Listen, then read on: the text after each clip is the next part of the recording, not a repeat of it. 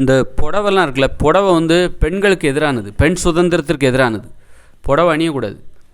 இது வந்து என்னென்னா, ஒரு பெண்களை இது வந்து பிற்போக்கான ஆடை. கடந்த காலத்தில் அது அன்னைக்கு இருக்கிற தொழில்நுட்பத்தில் வந்து இந்த தையல் தொழில்நுட்பம்லாம் அன்னைக்கு ரொம்ப குறைவு. அதனால் வந்து வேஷ்டி புடவெல்லாம் அணிஞ்சாங்க. இன்றைக்கி ஒரு புடவை கட்டின ஒரு பெண்ணால் வந்து வேகமாக ஓட முடியுமா? ஒரு விளையாட முடியுமா? விளையாட முடியாது. ஒரு உடற்பயிற்சி செய்ய முடியுமா? செய்ய முடியாது. புடவை கட்டி உங்களால் உடற்பயிற்சி செய்ய முடியுமா? அதாவது யோகாசனம் பண்ண முடியுமா? சிரசாசனம் தலைகளெல்லாம் யோகாசனம் பண்ண முடியுமா? ஒரு வேஷ்டி கட்டிட்டு தலைகளை யோகாசனம் பண்ண முடியுமா? லுங்கியெல்லாம் கட்டுறது எல்லாமே சுதந்திரத்துக்கு எதிரானது. முதல்ல ஆடைங்கிறது எதுக்கு? ஆடைங்கிறது வந்து நமது உடல் சுதந்திரத்துக்கு இடையூறு செய்யக்கூடாது. அது உடலை மறைக்கிறது. அதே நேரத்தில் உடல் சுதந்திரமாக இயங்க வேண்டும். வேகமாக ஓடணும். யாராவது ஒரு திருடன் துரத்துறான்னா ஒரு பெண்களால் ஓட முடியுமா? சேலை கட்டின பெண்களால் ஓட முடியுமா? அப்போ பெண்களுடைய பாதுகாப்புக்கு எதிரானது. நீ புடவை தான் கட்டணும் அப்படின்னா அதோடைய அர்த்தம் என்னது? நீ உடற்பயிற்சி பண்ணக்கூடாது, பெண்களை வந்து அடிமைப்படுத்தணும் அப்படிங்கிறக்காகவே தான். இன்னும் அந்த அடிமைப்படுத்தப்பட்ட பெண்கள் தான் பயந்து இந்த புடவை கட்டுவாங்க. புடவை கட்டுறது அவ்வளோ சிரமம். எப்போ பார்த்தாலும் அது வந்து சரி பண்ணிக்கிட்டே இருக்கணும். அவ்வளோ சிரமம் இருக்குது, அதில் அவ்வளோ அசௌகரியம் இருக்குது. அப்படி இருக்கும்போது அதை ஏன் கட்டுறாங்கன்னா, பயப்படுற பெண்கள் தான் இதை கட்டுவாங்க. இந்த மாதிரி கலாச்சாரம், வீட்டில் புருஷனுக்கு பயந்துக்கிட்டு அதுக்கு பயந்துக்கிட்டு தான் கட்டுவாங்களே தவிர, அது வேறு பார்த்திங்கன்னா வெயில் காலத்தில் பார்த்திங்கன்னா கசன்னு இருக்கும். ஜாக்கெட் வேறு டைட்டாக உள்ள ஒரு ப்ரா ஒன்று போட்டிருப்பாங்க, வெளியே ஜாக்கெட் ஒன்று, அப்புறம் புடவை ஒன்று, உள்பாவடை ஒன்று, ஜட்டி ஒன்றுன்னு சொல்லி இவ்வளோ ஆடைகள் அந்த வெயில் காலத்தில். ஆண்கள் மட்டும் சட்டையை கழட்டி போட்டு ஒரு பனியனை போட்டு ஹாயாக உட்காந்துருப்பாங்க, ஒரு ட்ரௌசரை போட்டு. அப்போ பெண்கள் இவ்வளோ கசன்னு அந்த வீட்டில் எப்படி தான் அவங்க ரொம்ப கொடுமை தெரியுமா? அது சித்திரவதை. ஆடை மூலமாக பெண்களுக்கு அந்த வன்முறை, அது ஒரு வன்முறை, கலாச்சார வன்முறை. ஆடை மூலமாக பெண்கள் மீது நிகழ்த்தப்படுகிற வன்முறை தான் அந்த புடவைங்கிறது. அது கடந்த காலங்களுக்கு வேண்டுமானால் ஏற்புடையதாக இருக்கலாம்.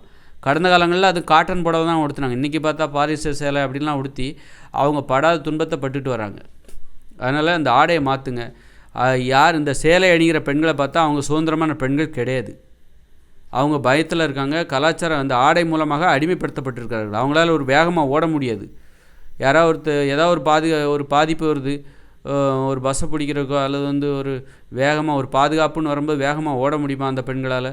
ஒரு சுதந்திரமாக வேலை செய்ய முடியுமா? முதல்ல குனிஞ்சு நிமிர்ந்து சுதந்திரமாக வேலை செய்ய முடியுமா? எப்போ பார்த்தாலும் அந்த உடையில் ஒரு கவனம் இருக்கும். அதனால் பெண்கள் அதே நேரத்தில் ஒரு பெண் வந்து டிஷர்ட் போட்டிருக்கா, ஒரு பேண்ட் ஷர்ட் போட்டிருக்கா, ஒரு ட்ரௌசர் போட்டிருக்கா அப்படின்னா, அல்லது ஒரு சுடிதார் போட்டிருக்கா அப்படின்னா, அந்த பெண்ணால் சுதந்திரமாக ஓட முடியும், ஒழுங்காக வேலை செய்ய முடியும், ஒரு வேலையை செய்ய முடியும். அப்போ பிறரையும் பாதுகாக்க முடியும், தன்னையும் பாதுகாத்துக்க முடியும். சுதந்திரமாக உடையை மறந்துவிட்டு வேலை செய்ய முடியும். இன்றைக்கி பெண்கள் இந்த புடவைங்கிறது உடைய நினச்சிக்கிட்டே இருக்காங்க. அந்த புடவை நினச்சிக்கிட்டு அது எங்கே விலகுதோ ஐயோ அதை சரி பண்ணிக்கிட்டு, அதனால் அவங்க படுற அவஸ்தை இருக்குது பாருங்கள். இதாக இந்த புடவை என்பது புடவை கலாச்சாரத்தை பெருமையாக நினைக்காதீங்க. அது வந்து பெண்கள் படுகிற துன்பத்தை குறித்து உங்களுக்கு கொஞ்சம் கூட கவலை இல்லை. அது ஒரு வக்கர உணர்வை தான் ஏற்படுத்தும். பெண்கள் படுற அந்த புடவையால் அவங்க படுற துன்பத்தை பற்றி உங்களுக்கு கொஞ்சம் கூட கவலை இல்லாமல் அவங்க அந்த கலாச்சாரங்கிற பெருமையில் நீங்கள் இருக்கீங்க அப்படின்னா அது எவ்வளோ பெரிய வக்கரம் பாருங்கள்.